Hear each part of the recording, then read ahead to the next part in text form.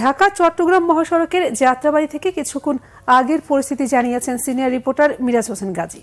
আন্দোলনরত শিক্ষার্থীদের আহ্বানে আজকে সারা দেশে কমপ্লিট শাটডাউন নামে কর্মসূচি পালিত হচ্ছে।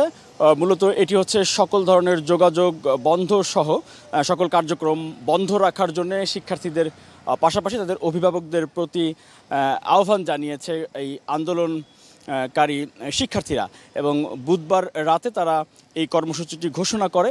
আর বুধবার সারাদিনে যেহেতু ঢাকা বিশ্ববিদ্যালয় সহ দেশের বিভিন্ন জায়গায় এবং রাজধানীর বিভিন্ন অঞ্চলে থেমে থেমে সংঘর্ষ হয়েছে, এবং যাত্রাবাড়ি যেই ফ্লাইওভারের যেই টোল প্লাজা আছে, মেয়র হানিফ ফ্লাইওভারের যেই টোল প্লাজা, সেই টোল প্লাজায় গেল রাত অর্থাৎ বুধবার রাতে আগুন ধরিয়ে দেওয়া হয়, অগ্নিসংযোগের ঘটনা ঘটে এবং পুরো এই টোল প্লাজা কিন্তু পুড়ে গেছে। এবং আজকে এই বৃহস্পতিবার সকালে টোল প্লাজা যেমনি কার্যক্রম বন্ধ রয়েছে, তেমনি পুরো সড়কে অর্থাৎ ঢাকা চট্টগ্রাম মহাসড়ক যেটি এবং দেশের সবচেয়ে গুরুত্বপূর্ণ অর্থনৈতিক যেই যোগাযোগের রাজধানীর সাথে বন্দরনগরী চট্টগ্রামের যোগাযোগের যেই সড়ক, সেই সড়কে কিন্তু সকাল থেকে আমরা দেখতে পাচ্ছি যে যানবাহন চলাচল একেবারেই নেই বলা চলে।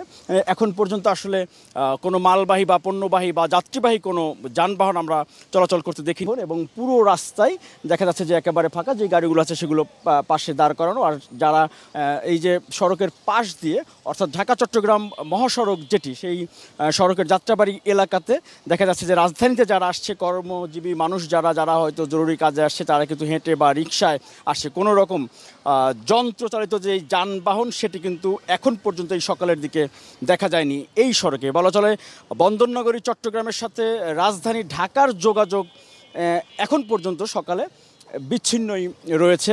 তো এই ছিল আসলে এই যে কোটা সংস্কার দাবিতে আন্দোলনরত শিক্ষার্থীদের আহ্বানে যেই কমপ্লিট শাটডাউন যেই কর্মসূচি, সেই কর্মসূচির শুরুতে অর্থাৎ সকালের দিকের এই যাত্রাবাড়িতে ঢাকা চট্টগ্রাম মহাসড়ক এলাকার এই সবশেষ খবরাখবর।